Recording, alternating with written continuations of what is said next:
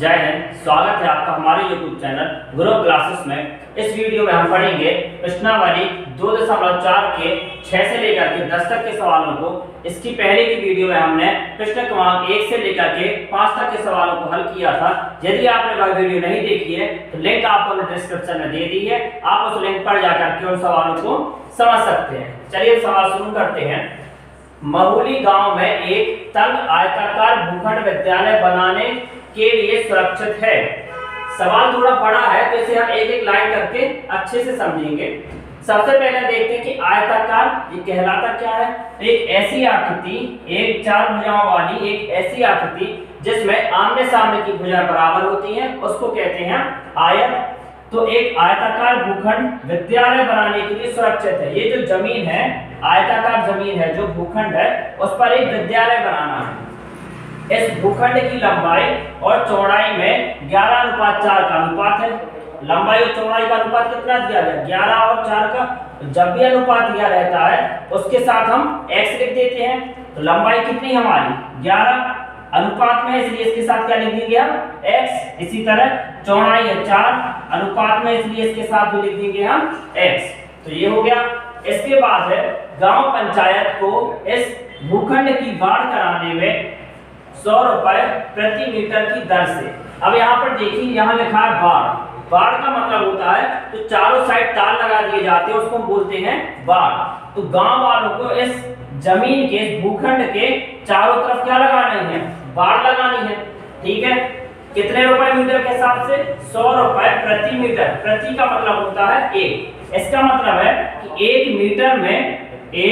Metre में यदि तार लगेगा तो उसका खर्च कितना आएगा? 100 रुपए। 1 मीटर में तार लगाने का खर्च है 100 रुपए। ठीक है, की दर से 75,000 व्यय करने होंगे। अब ये 75,000 यहाँ पर लिखा है कुल व्यय, मतलब इसके चारों साइड जो तार लगाया जाएगा उस पर कुल व्यय कितना आएगा? 75,000। लगाने का व्यय क्या है? 1 मीटर में 100 रुपए खर्च होते हैं। तो अभी हमें ये नहीं पता कि इसके चारों साइड कुल कितने मीटर लंबाई है। इसकी चारों साइड की लंबाई तो अभी हमें पता नहीं, हमें सिर्फ दे दिया गया कि 1 मीटर में खर्च होते हैं 100 रुपए और कुल व्यय खर्च हुआ है 75,000। तो पहला काम हमारा होगा कि इसकी चारों साइड की हम कुल लंबाई को निकाल लें। तो कुल लंबाई कहलाती है इसकी परिमाप। आयत की जो चारों साइड की लंबाई है उसको हम जोड़ेंगे तो क्या कहलाता है? परिमाप। तो पहला काम क्या है हमारा यहाँ पे? परिमाप निकालना। अब आयत के परिमाप का सूत्र होता है, आयत का परिमाप, इसका सूत्र होता है 2 गुणा लंबाई प्लस चौड़ाई। ये होता है इसका सूत्र। अब लास्ट लाइन लिखते हैं, भूखंड की माप ज्ञात कीजिए। हमें बताना है इस भूखंड की माप की, इसकी लंबाई कितनी और चौड़ाई कितनी है। तो पहला काम तो हमारा यहाँ पे परिमाप निकालना है। परिमाप निकालने के लिए जो कुल व्यय हुआ है, जो कुल खर्च हुआ है, उसमें हम भाग दे देंगे कि 1 मीटर में कितना खर्च हुआ। 1 मीटर में खर्च हुआ तो 100 रुपए। इसका दे देंगे हम इसमें भाग, 2 जीरो से 2 जीरो कट जाएंगे, कितना आ गया? 750। तो 750 यहाँ पर आया है परिमाप।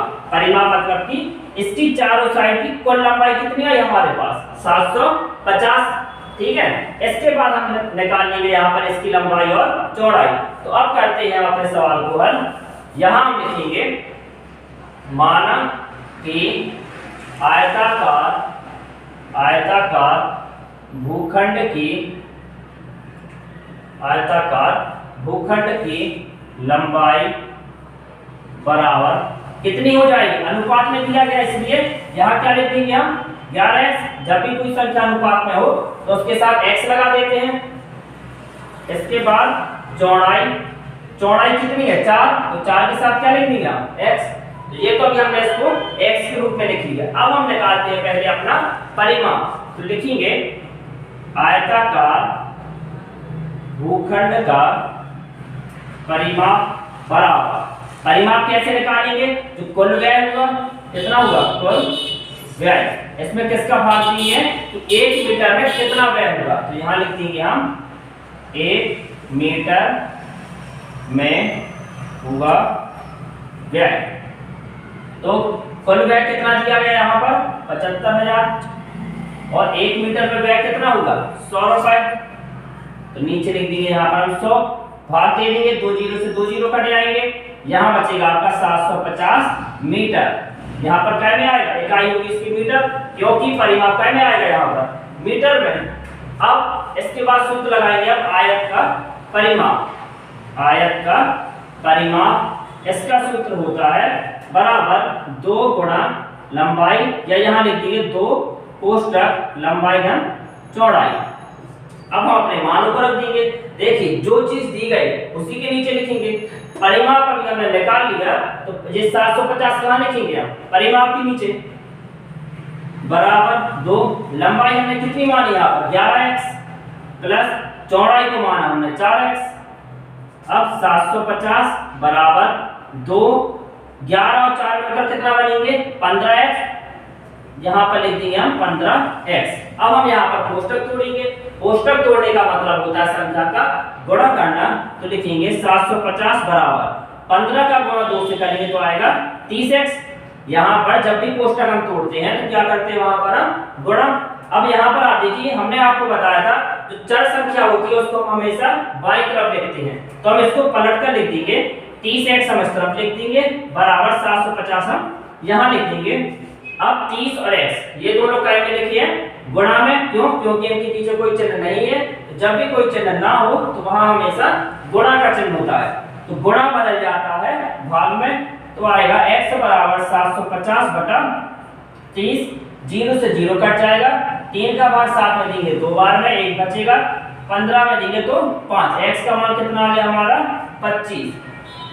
अब हमने मानी थी लंबाई को क्या 11x, तो लिखेंगे लंबाई बराबर 11x, 11 और x ये काय में लिखे हैं गुणा में, तो 11 का गुणा कर देंगे हम 25 से, क्योंकि x की जगह क्या लिखना है 25, तो लिख देंगे 11 गुणा 25। इन दोनों का कर देंगे हम गुणा, तो आ जाएगा 11 5 55 का 5 हाथ सलाई 5, 11 दूनी 22, 22 और 5 27 मीटर। लंबाई कितनी आ जाएगी 275 मीटर। इसके बाद लेंगे हम चौड़ाई, तो चौड़ाई को हमने माना था यहाँ पर 4x बराबर 4x की जगह मान रख देंगे गुणा लगाकर 25, 25 का गुणा 4 में करेंगे तो आ जाएगा 100 मीटर। तो जो आयताकार भूखंड था तो उसकी लंबाई आई हमारी 275 मीटर और चौड़ाई आई है यहाँ पर 100 मीटर। तो यही सवाल में कहा गया था कि आप भूखंड की माप ज्ञात कीजिए, तो माप आ गई 100 मीटर और 275 मीटर। तो ये होगा सवाल नंबर 6वां। 7वां प्रश्न है हसन स्कूल वर्दी बनाने के लिए 2 प्रकार का कपड़ा खरीदता है। तो देखिए ये सवाल भी काफी बड़ा है, तो इसकी भी हम एक एक लाइन को पढ़ते जाएंगे और यहाँ पर हल करते चलेंगे। सबसे पहले हम देखते हैं कि कोई एक हसन नाम का लड़का है जो कि वर्दी बनाने के लिए, जो स्कूल ड्रेस होती है उसको बनाने के लिए 2 प्रकार का कपड़ा खरीदता है। कौन कौन सा, इसमें कमीज के कपड़े का भाव, सबसे पहले कितने प्रकार का कपड़ा खरीदा उसने 2 प्रकार का, जिसमें से एक कपड़ा है कमीज के लिए, इसके बाद एक कमीज के कपड़े का भाव 50 रुपए प्रति मीटर। तो कमीज का कपड़ा है उसका भाव है 50 रुपए प्रति मीटर। इसके बाद वह कमीज के 50 रुपए प्रति मीटर तथा पतलून के कपड़े का भाव 90 रुपए प्रति मीटर। तो यहाँ क्या लिखेंगे हम पतलून, इसका भाव कितना दिया गया 90 रुपए प्रति मीटर है। वह कमीज के प्रत्येक 3 मीटर कपड़े के लिए कमीज के 3 मीटर कपड़े के लिए पतलून का 2 मीटर कपड़ा खरीदता है। इसका मतलब है कि यदि वह कमीज का 3 मीटर कपड़ा खरीदेगा तो पतलून का कितना खरीदेगा 2 मीटर। यदि कमीज का 3 मीटर कपड़ा खरीदता है तो पतलून का कितना खरीदेगा 2 मीटर। इसका मतलब है जो एक ड्रेस तैयार होगी बनकर उसमें 3 मीटर कपड़ा लगेगा कमीज का और 2 मीटर कपड़ा लगेगा पतलून का, तब जाकर एक ड्रेस तैयार होगी।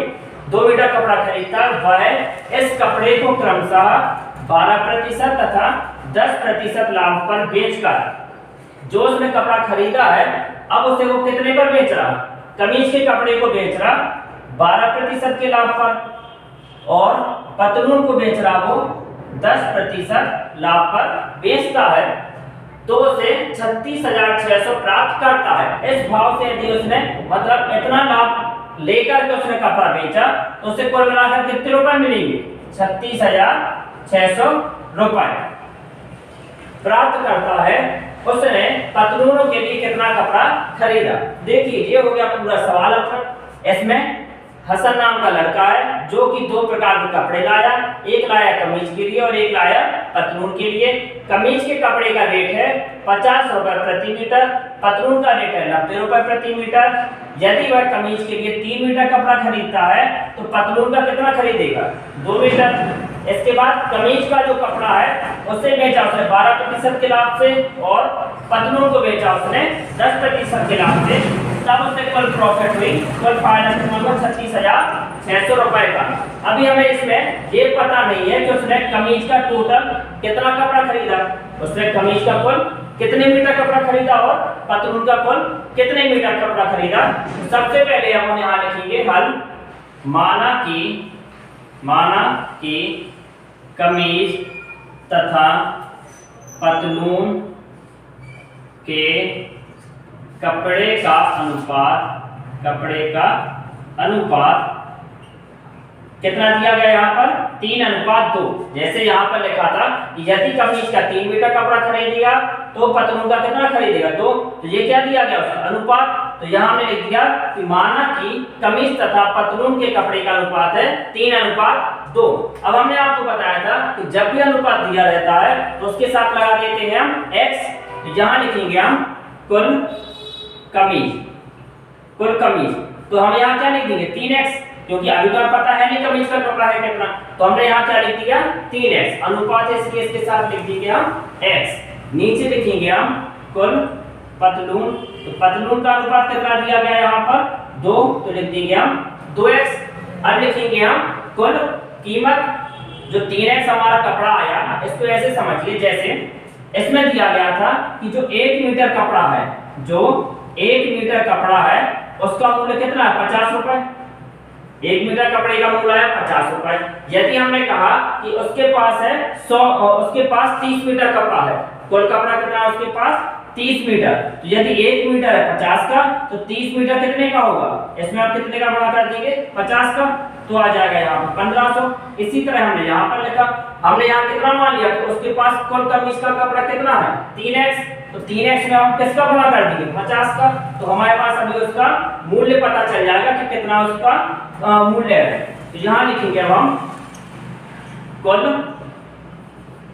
कुल कमीज का मूल्य बराबर, तो 3x में हम किसका गुणा कर देंगे? 50 का। 3x गुणा 50, तो यहाँ आ जाएगा 150x। इसके बाद निकालेंगे हम पतलून का। तो लिखेंगे कुल पतलून का मूल्य। पतलून का मूल्य आएगा 2x में किसका गुणा करेंगे? 90 का, क्योंकि पतलून की कीमत कितनी दी गई? 90 रुपए प्रति मीटर। तो 2x गुणा 90, ये कितना आ जाएगा? 180x। ये कितना आ गया हमारा? 180x। अब हम लिखेंगे यहाँ पर कि उसे 12% लाभ पर बेचा। जो कमीज का कपड़ा है उसे कितने पर बेचा? 12% पर। तो हम लिखेंगे कमीज पर लाभ। तो कैसे निकालेंगे हम? कपड़ा कितना हो गया? 3x metre. उसने कितने का खरीदा? कुल मूल्य कितना आया कपड़े का हमारा? 150x। 150x पर उसने फायदा कमाई 12%। तो हम लिखेंगे यहाँ पर 150x का 12%। लाभ निकालने के लिए हम क्या करेंगे? जो हमारा कुल मूल्य आया उसका निकालेंगे हम 12%। अब ये आपने पिछली क्लास में सीखे होंगे कि जो का लिखा रहता है उसकी जगह लगाते हैं गुणा का चिन्ह। तो आ जाएगा 150x गुणा 12। जो प्रतिशत है तो ये आ जाएगा नीचे 100। प्रतिशत का क्या बन जाएगा यहाँ पर? 100। और का की जगह लिख दिया जाता है गुणा। अब इसको हम यहाँ पर हल करेंगे तो 0 से 0 कट जाएगा।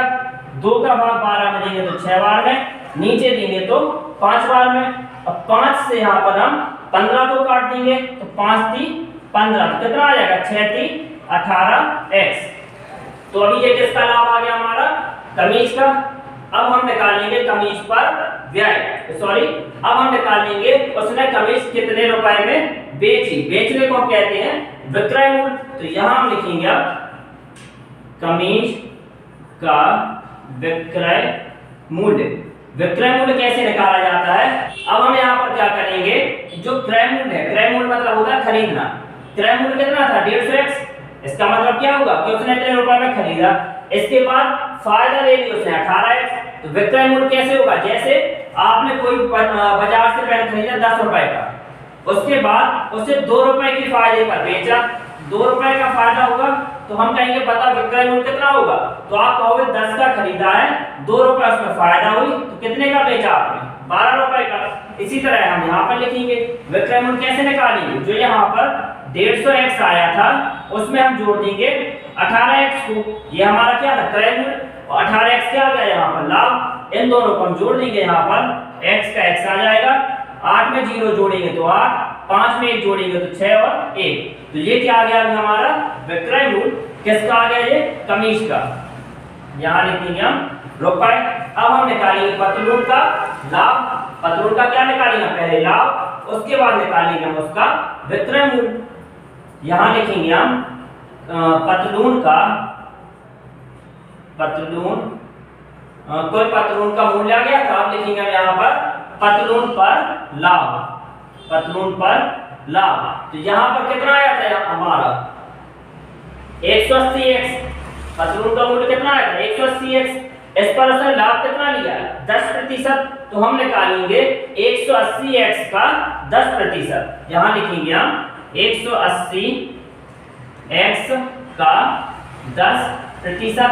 अब हमने आपको बताया था कि इस का की जगह हम क्या लगा देंगे? गुणा का चिन्ह। 10 लिखेंगे और प्रतिशत में क्या आ जाएगा? यहाँ नीचे 100। एक 0 से ऊपर का कट जाएगा और एक 0 से यहाँ का कट जाएगा, तो यहाँ बचेगा हमारा 18x। यहाँ क्या बचा हमारा? 18x। अब हम निकालेंगे अपना विक्रय मूल्य पतलून का। यहाँ पर हम लिखेंगे पतलून का विक्रय मूल्य। पतलून का विक्रय मूल्य। तो विक्रय मूल्य कैसे निकाला था हमने? जो उसका क्रय मूल्य था उसमें हम लाभ को जोड़ देंगे। पतलून का क्रय मूल्य आया था 180x। 180x प्लस लाभ कितना हुआ था इस पर? 10% का। तो 10% हमने कैसे निकाल लिया? उसका आ गया 18x। तो इसमें हम जोड़ देंगे 18x। कितना आ जाएगा? x का x आ जाएगा, 8 में 0 जोड़ा 8, 8 में 1 जोड़ा तो 9 और 1, तो कितना आ गया हमारा? 198x। अब हम यहाँ देखते हैं कि उसने कुल विक्रय मूल्य कितना है। कमीज और पतलून दोनों को मिला करके उसका विक्रय मूल्य कितना है? तो हम यहाँ पर लिखेंगे कुल विक्रय मूल्य बराबर। अब कुल कैसे निकालेंगे? तो कमीज का आया था उसमें हम जोड़ देंगे पतलून के विक्रय मूल्य को। तो कमीज का कितना आया था यहाँ पर हमारा? 168x। 168x plus 198x।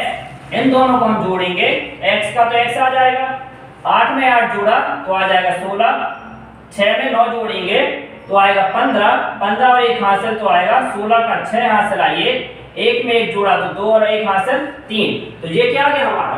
विक्रय मूल्य। तो ये अभी आया हमारा x के रूप में। अब सवाल में कहा गया था कि उसने बेचकर कितना फायदा लिया? 36,600। तो ये क्या है? विक्रय मूल्य 36,600 और हमारा 366x। ये कैसे हो गए? बराबर। तो यहाँ हम लिखेंगे 366x बराबर 36,600।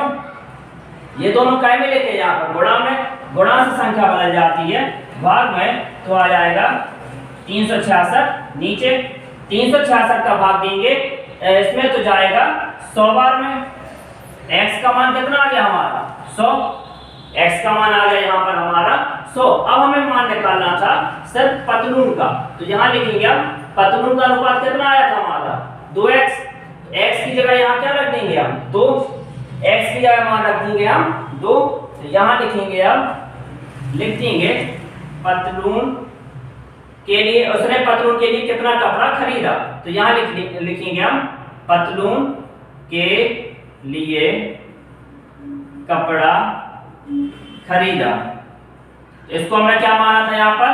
पतलून के लिए 2x। कुल कपड़ा कितना माना था हमने? 2x।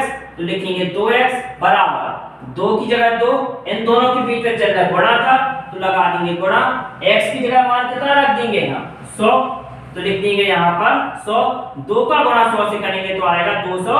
और हमें यहाँ पर उस कपड़े की लंबाई बतानी थी कि कितने मीटर खरीदा, उत्तर में हम यहाँ लगाएंगे मीटर। उत्तर में हमेशा इकाई लगाना बहुत जरूरी होती है, वरना इसका आधा नंबर कट सकता है। तो पतलून के लिए उसने कुल कपड़ा कितना खरीदा 200 मीटर। तो ये होगा हमारा सवाल नंबर 7वां। 8वां सवाल है, हिरणों के झुंड का आधा भाग मैदान में चल रहा है और शेष का 3/4 पड़ोस में ही खेल कूद कर रहा है। शेष बचे 9 हिरण एक तालाब में पानी पी रहे हैं। झुंड में हिरणों की संख्या ज्ञात कीजिए। तो देखिए सबसे पहले जो अज्ञात संख्या है उसको कितना मानेंगे x, तो यहाँ हम लिख देंगे माना कि, इसमें क्या ज्ञात है हिरणों की कुल संख्या, तो यहाँ लिखेंगे माना कि हिरणों की संख्या x है। जब भी कोई अज्ञात होता है उसको हम क्या मानते हैं x, अज्ञात सवाल है जो पूछा जाए उसे हम मानते हैं x। तो यहाँ पूछा गया है कि हिरणों की संख्या ज्ञात कीजिए, तो हमने लिखा कि माना कि हिरणों की संख्या क्या है x। अब सवाल में है कि एक झुंड का आधा भाग मैदान में चल रहा है, कुल हिरण कितने हैं x, जिसमें से आधे, जब भी किसी का आधा निकाला जाए उसमें 2 का भाग देंगे। जैसे हम कहें 8 का आधा क्या होगा, तो आप 2 का भाग देंगे और कहेंगे 4, तो आधा निकालने के लिए दे दें 2 का भाग, तो आधे हिरण कैसे आएगा x/2।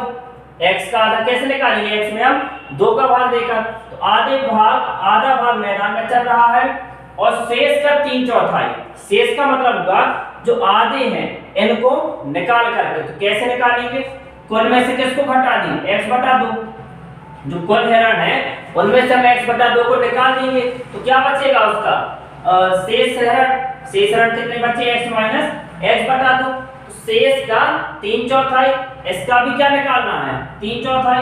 जब भी किसी का 3/4 या 1/4 इस तरीके से निकालना हो उसमें कर दिया जाता है गुणा। इसका 3/4 कैसे निकालेंगे, 3/4 का गुणा करके। गुणा का मतलब है यहाँ हमने लगा दिया कोष्टक, क्योंकि जब भी कोष्टक तोड़ते हैं तो यहाँ चिन्ह क्या आ जाएगा गुणा का। और शेष बचे हिरण, इनको निकालने के बाद भी कितने हिरण बच रहे शेष 9, एक तालाब में पानी पी रहे हैं। ठीक है, तो ये तो हो गया हमारा सवाल। अब इसे हम करते हैं अच्छे से हल। तो हमने माना कि हिरणों की संख्या x है, जिसमें से आधे हिरण मैदान में चल रहे हैं, तो लिखेंगे मैदान में चरने वाले हिरणों की संख्या। तो आधा कैसे निकाला भी हमने, कुल में 2 का भाग दे करके x/2 आ जाएगा। अब हमें निकालना शेष का 3/4, पड़ोस में खेल कूद कर रहा है, तो लिखेंगे खेल कूद करने वाले हिरणों की संख्या। इसका शेष अभी हमने कैसे निकाला था, कुल में से इसको हम घटा देंगे, कुल कितने थे x, जिसमें से हम x/2 को घटा देंगे और उसका भी क्या लिखना है यहाँ पर 3/4। तो 3/4 कैसे लिखेंगे आप, कोष्टक लगा करके। ठीक है, तो 3/4 खेल कूद कर रहा है, शेष बचे 9 हिरण। यहाँ क्या लिखेंगे आप शेष हिरण, तो शेष हिरण कितने बचे यहाँ पर 9। तो ये तो अभी हमने सवाल में जो दिया गया था उनको लिख लिया। अब लिखेंगे हम यहाँ पर प्रश्नानुसार। अब सवाल में दिया गया है कि जो कुल हिरण है वो इन सभी के बराबर होंगे। ऐसे कुछ आधे हिरण क्या कर रहे चल रहे, आधे इसका आधा और उसका 3/4 खेल कूद कर रहा है, शेष बचे 9। तो हम क्या करेंगे, जो कुल हिरण है उसको निकालने के लिए इन तीनों को हम जोड़ देंगे। जो कुल हिरण है उनको निकालने के लिए हम इन तीनों को जोड़ देंगे, तो आएगा x/2 + 3/4 x - x/2 + 9। इन तीनों को हम जोड़ेंगे तो हमें कुल हिरणों की संख्या पता चल जाएगी। लिखेंगे x = x/2। तो जब भी हमें सवाल में कोष्टक दिया हो तो सबसे पहले हम उसी को हल करेंगे। तो हम पहले इस कोष्टक के अंदर को हल करेंगे, तो आएगा 3/4। इसके नीचे कुछ नहीं है तो मानेंगे 1 और 2 का लासा लेंगे तो आएगा 2। 1 का भाग 2 में दिया 2 बार में, 2 का गुणा x से करेंगे तो 2x, माइनस का माइनस रहेगा। 2 का भाग 2 में दिया 1 बार में और 1 का गुणा x से करेंगे तो आएगा x प्लस का 9। अब लिखेंगे x = x/2 + 3/4। अब 2x में से x जाएगा तो कितना बचेगा 1x। 2x में से हम x को हटाएंगे तो बचेगा 1x, लेकिन 1 को हम लिखते नहीं क्योंकि वो तो हमेशा रहता है हर चर राशि के साथ। तो यहाँ बचेगा x बटा 2। तो कोष्टक तोड़ने का मतलब हमने बताया था आपको गुणा करना, तो यहाँ आ जाएगा गुणा का चिन्ह। यहाँ आप देखिए 2x में से x घटाया तो बचा x, और बड़ी संख्या यहाँ पर प्लस की है तो यहाँ पर भी प्लस का साइन रहेगा जो कि लिखा नहीं जाता। इसके बाद आ जाएगा प्लस का 9। अब x बराबर जब भी प्लस और मल्टीप्लाई का साइन हो तो हमेशा पहले मल्टीप्लाई को हल किया जाता है। तो लिखेंगे x बटा 2, यहाँ पर 3 का गुणा x से करेंगे तो आ जाएगा 3x बटा 4 का गुणा 2 से किया तो 8 प्लस 9। अब हम जो x वाली संख्याएं हैं उनको हम पहुंचा देते हैं बाएं तरफ। x बटा 2 और 3x बटा 8 ये दोनों कहाँ जाएंगे बाएं तरफ। तो यहाँ x पहले से है, यहाँ पर x बटा 2 है प्लस का, प्लस की संख्या इस तरफ आएगी तो हो जाएगा माइनस का x बटा 2। यहाँ 3x प्लस 8 है प्लस का, ये भी इस तरफ आकर बन जाएगा माइनस का, और यहाँ बचेगा 9। अब इनका लीजिए हम लासा, तो लासा आएगा 8, इसके नीचे कुछ नहीं है तो माना जाता है 1। लासा आया हमारा 8, 1 का भाग 8 से दीजिए 8 बार में, 8 का गुणा 1 से करेंगे तो आ जाएगा 8x, माइनस का माइनस रहेगा, 2 का भाग 8 में दिया 4 बार में, 4 का गुणा 1 से करेंगे तो आएगा 4x, माइनस 8 का भाग 8 से 1 बार में, 1 का गुणा 3x से तो आएगा 3x बराबर 9। 8x यहाँ पर माइनस और माइनस मिलकर बन जाते हैं प्लस, तो 4 में 3 हम जोड़ेंगे तो आएगा 7x, लेकिन प्लस करने के बाद साइन यहाँ पर हमेशा माइनस का रहेगा। जब भी माइनस माइनस का प्लस किया जाता है तो साइन माइनस का रहेगा और उनका हम प्लस कर देंगे तो आ जाएगा माइनस का 7x बटा 8 बराबर 9। अब यहाँ पर ये 8 है प्लस का, 8 में से 7 जाएगा तो बचेगा सिर्फ x बटा 8 बराबर 9। अब 8 लिखा है यहाँ पर भाग में, भाग वाली संख्या बदल जाती है गुणा में, तो 9 गुणा 8, x का मान कितना आ जाएगा हमारा 72। x का मान 72 आया तो ये किसकी संख्या आ गई हिरणों की संख्या। तो ये किया हमने सवाल नंबर 8वां। 9वां सवाल है दादाजी की आयु अपनी पौत्री की आयु की 10 गुनी है, यदि उनकी आयु पौत्री की आयु से 54 वर्ष अधिक हो तो उन दोनों की आयु ज्ञात कीजिए। तो जब भी आयु वाले सवाल हो तो जो छोटा होगा उसे हम कितना मानेंगे x। यहाँ पर ये दादाजी है और उनकी पौत्री दी गई है तो पौत्री की आयु को कितना मान लेंगे हम x, क्योंकि इन दोनों में छोटा कौन होगा पौत्री। तो यहाँ लिखेंगे हम माना कि पौत्री की आयु, पौत्री की वर्तमान आयु x वर्ष है। ठीक है, पौत्री की आयु को मान लिया हमने x वर्ष। अब सवाल में कहा गया कि दादाजी की आयु पौत्री की आयु से कितनी है 10 गुनी। इसका मतलब है कि जो पौत्री की आयु x है दादाजी उससे कितने बड़े हो गए 10 गुना। तो जब भी गुणा करना हो तो हम क्या करते हैं गुणा, x में कितने का गुणा करते हैं 10 का, तो आ जाएगा 10x। तो यहाँ लिख देंगे अब हम दादाजी की आयु कितनी लिखेंगे यहाँ पर 10x, क्योंकि दादाजी की पौत्री से कितने हैं 10 गुने। तो 10x यदि उनकी आयु पौत्री की आयु से, उनकी का मतलब है दादाजी की आयु, यदि उनकी आयु पौत्री की आयु से 54 वर्ष अधिक हो। अब हम लिखेंगे यहाँ पर प्रश्नानुसार यहाँ लिखेंगे हम 10x दादाजी की आयु बराबर, अब सवाल में कहा गया था यदि उनकी आयु, उनकी का मतलब दादाजी की आयु पौत्री की आयु से 54 वर्ष अधिक हो, तो पौत्री की आयु कितनी मानी हमने x वर्ष, इससे कितना अधिक कह रहा हो 54 वर्ष। तो जब भी अधिक करना हो तो हम क्या करेंगे प्लस, पौत्री की आयु थी x वर्ष, इसमें हमें करना है 54 वर्ष अधिक, तो अधिक करने के लिए हम इसमें लगा देंगे प्लस 54। अब हम करते हैं इसको हल।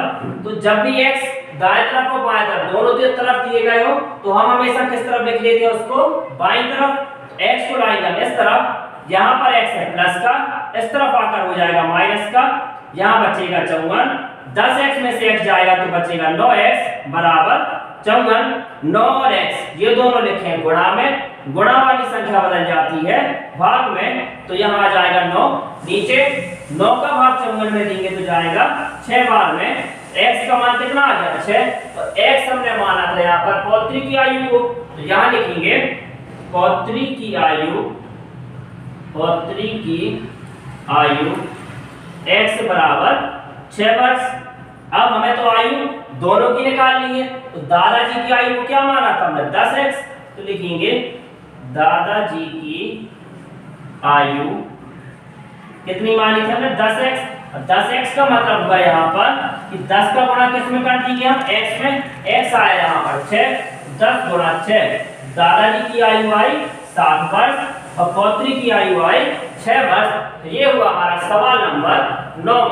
10वां सवाल है अमन की आयु उसके पुत्र की आयु की 3 गुनी है। तो अभी हमने आपको बताया था कि जब भी आयु वाले सवाल हो तो जो व्यक्ति छोटा होता है उसको हम हमेशा x वर्ष का मानेंगे। इन दोनों में छोटा कौन होगा उसका पुत्र, तो लिखेंगे माना कि पुत्र की आयु x वर्ष है। इसके बाद अमन की आयु उसके पुत्र की आयु की 3 गुनी है। जो अमन नाम का व्यक्ति है वह इससे कितनी है उसकी आयु 3 गुनी। जो अमन इसके पिताजी हैं वो इससे कितने हैं 3 गुने बड़े हुए। तो यदि ये x है तो x का 3 गुना कितना होगा 3x। तो यहाँ हम लिखेंगे अमन की आयु बराबर 3x वर्ष।